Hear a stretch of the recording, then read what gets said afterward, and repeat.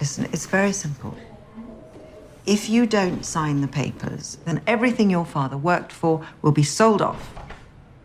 Not just the company, but Croft Manor also. Can you imagine how you would feel if you lost the house? Lara, your father's gone. But you can pick up where he left off. It's in your blood.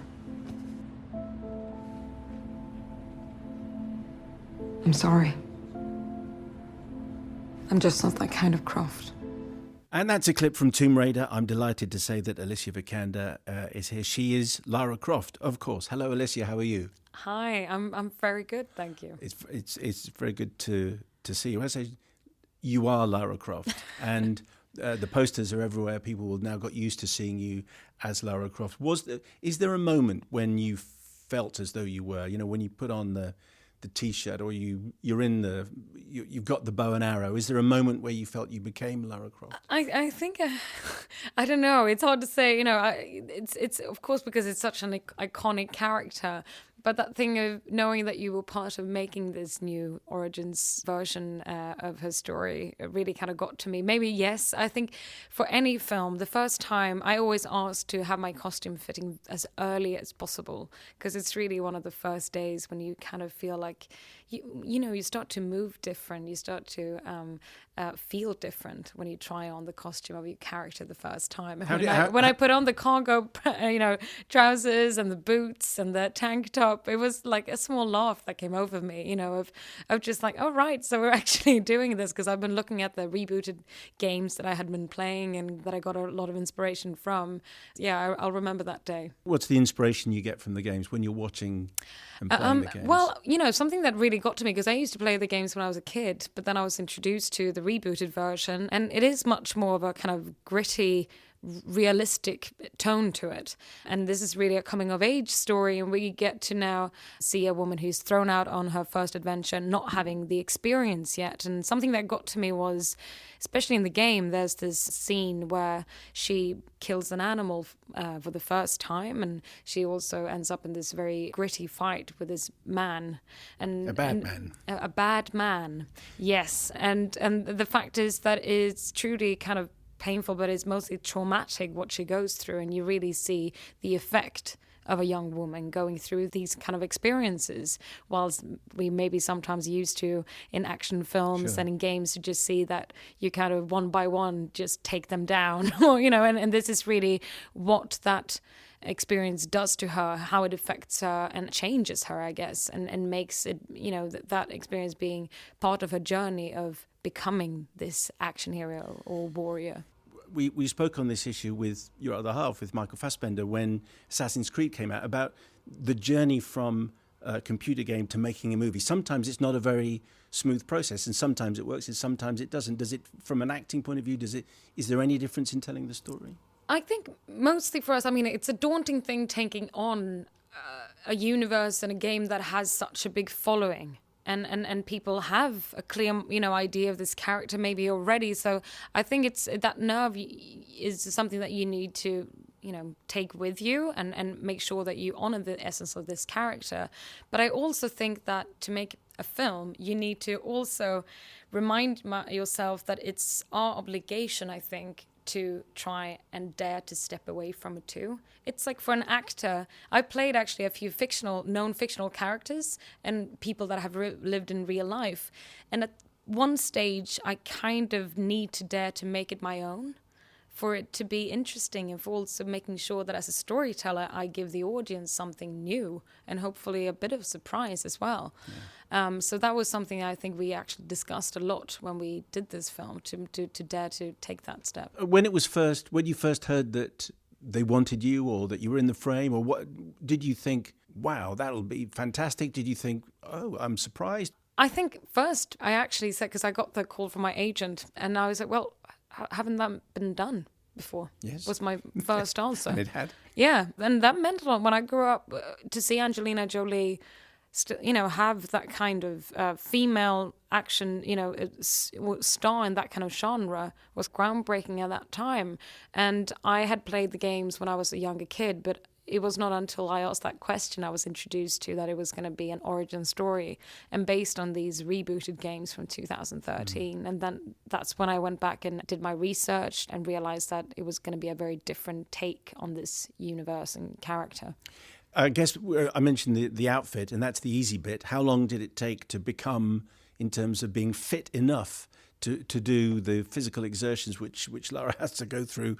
And they are pretty extraordinary. How long does that bit take to become Lara Croft? Yeah, again, when I had met Raw, the director, and he introduced that due to the fact that it's much more of a realistic tone to this film, we also wanted all the stunts to feel like they were based in reality. And she is a young woman who needs to be able to climb up bomber planes and even try and take down men that are obviously bigger than her.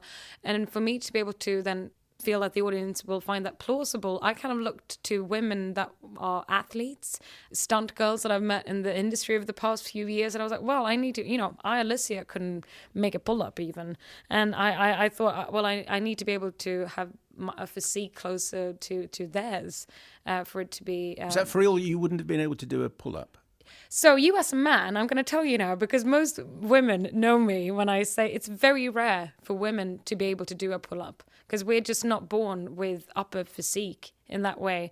Like most men should be able to do one and women just can't. Okay. If you don't, and now? Train. And now I can. I cannot do. I mean, I'm sad to say that a lot of it took about 4 months for me to get in that kind of shape. And it takes about a few weeks for it to start to go away again.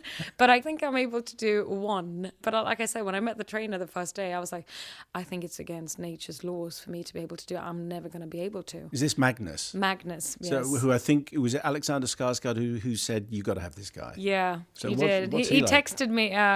He's also Swedish and, introduced me when he had read what I was going to do the part. That was the first thing he said. He was like, you need to call Magnus. He's now, I think, working on Wonder Woman 2. Okay. So, he's fantastic. We talked about what I wanted to achieve with the character, but he also told me all the time when I was, I didn't drink anything and I quite, you need to eat a lot because I gained about 10, 12 pounds of muscle for the part. But, he always sat with his kind of glass of wine and cheesecake and he was like, well, that's not real life. You also need to remember that. I did it for a job and it was fantastic. But he was also kind of a nice support because he knows like the work that you need to put into it, but also to be an emotional support throughout the process. You mentioned Wonder Woman. I wonder the extent to which that redefined what an action adventure movie can do with a woman in the lead role. Did that change the game for you, do you think?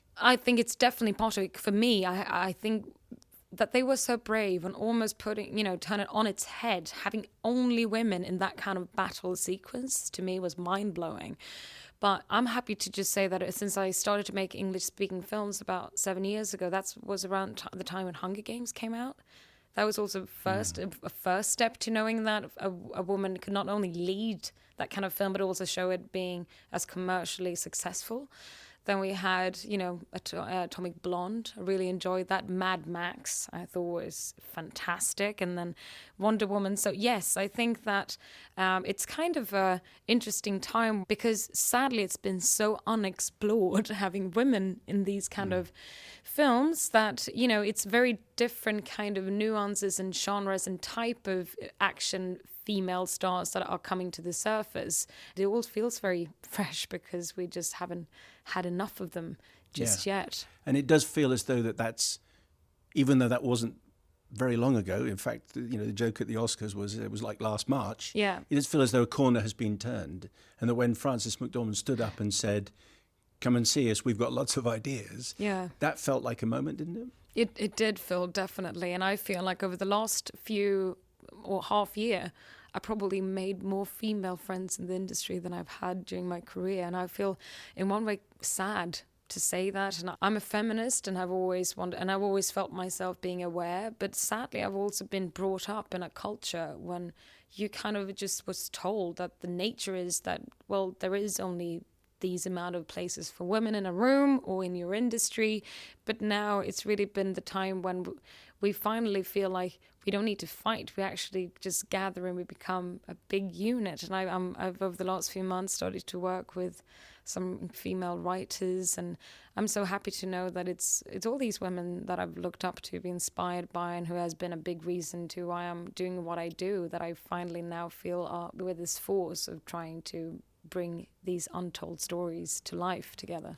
And on that subject, Margot Robbie was on the show a couple of weeks back, and she was talking about Tonya, obviously, but now her role as a producer in telling the story and making sure that the story was told properly. And I think this is an area that you're beginning to get involved with as well. Was it Euphoria? Yes, I did a film called Euphoria that came out this year, and that was a wonderful way for me to tell a story, which also included a lot of female talent, both in front of the camera and behind. I've more and more wanted to be part of telling stories from the beginning. I love filmmaking, and I'm so hungry of not only being invited as an actor maybe the first day on set when you're actually filming, to be part of creating it from the beginning till the end. Does it make you a more understanding actor? I don't know, if once you've been involved in the production side and you're interested in, Margot Robbie was joking about knowing what the box office was in Iran and how much money it had taken there, but does that make you more understanding? It felt like a very natural step, because I found myself over the last 2-3 years to kind of just...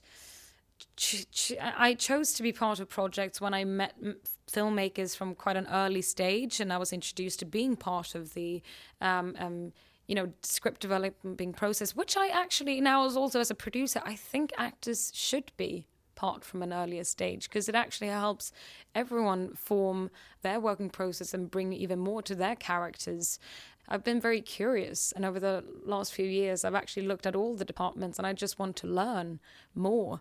I didn't want to kind of single it out as an actor. I really wanted to know what was happening in front of the cameras, learn about all the lenses that the DP was working with, what the producers are trying to, and learn how you promote films, how you edit them. It's almost like each stage of filmmaking is its own chapter. Like when you develop a script, and then it's the finance of putting a film together, finding the right team, then having a great shooting experience. And then when you actually edit the film, then it's almost like a whole new chapter. That's actually when you make the story come together.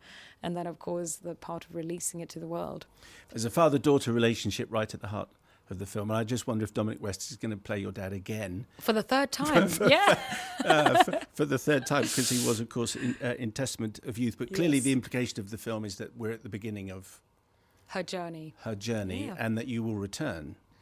Well, yes, I think, nowadays in these kind of films, there's always the kind of opening. I think studios, that is very much part of our industry. So you're going to have to stay.